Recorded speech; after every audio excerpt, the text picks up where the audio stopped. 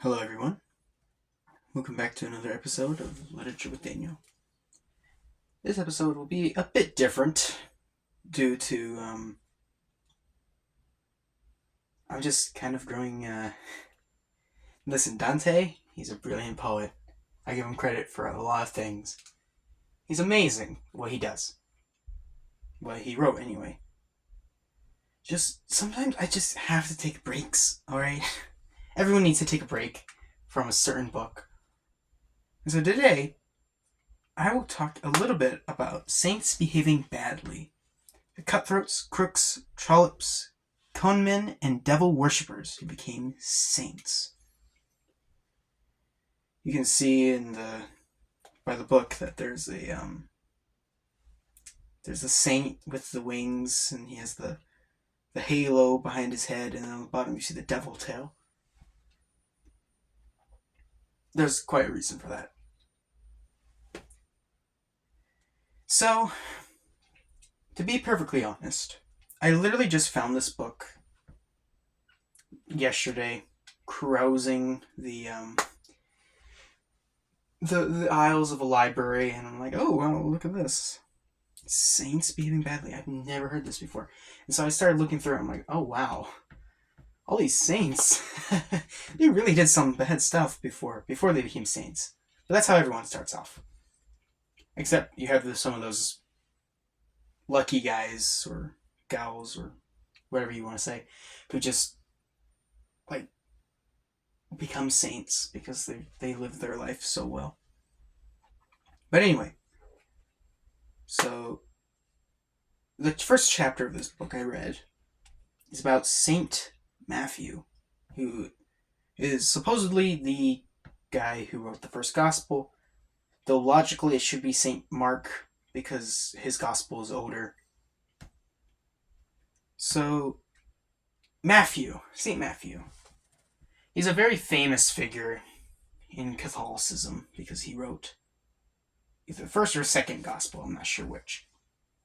But if you grab a Bible today, a King James Version, it's St. Matthew, or the Gospel of Matthew, will always be the first book in the New Testament.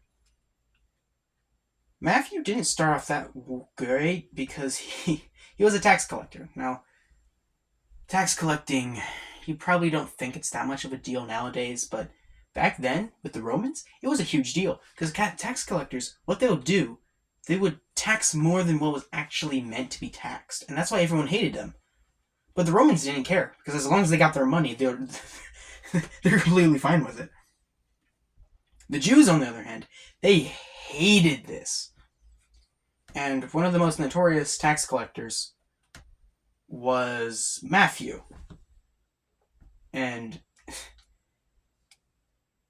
if you've ever watched a show called The Chosen, which is about the Gospels, like a live action thing of the Gospels, you'll find that Matthew was like a notorious tax collector. His family hated him and everything. That is true, that all tax collectors were hated, even by their families, because the Jews were basically saying, you betrayed us, you're taxing everything, you're a sinner and whatnot.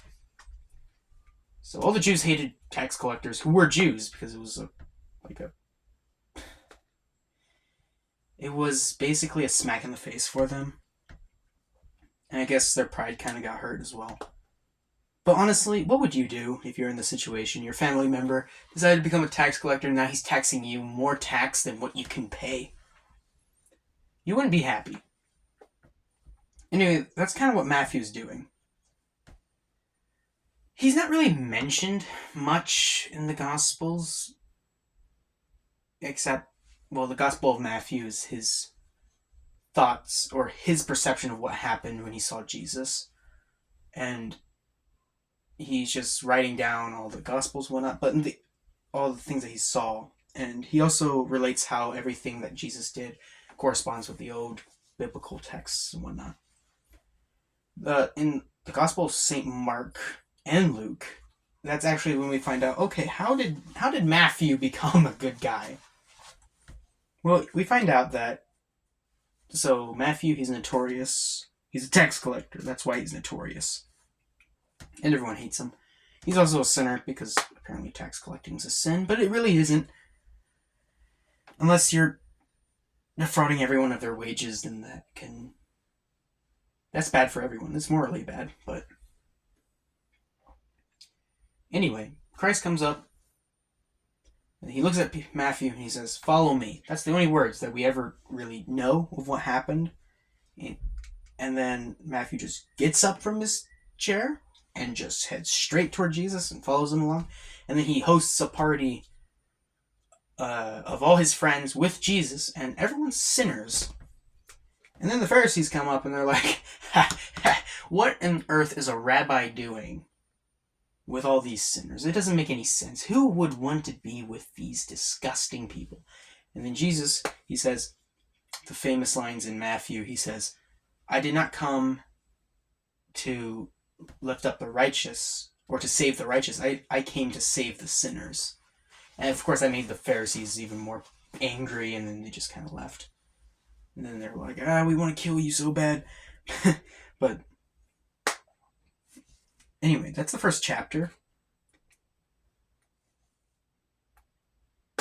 I'm pretty sure the other chapters will also be quite interesting, because the second chapter is Saint Desmond, Desmus, I believe.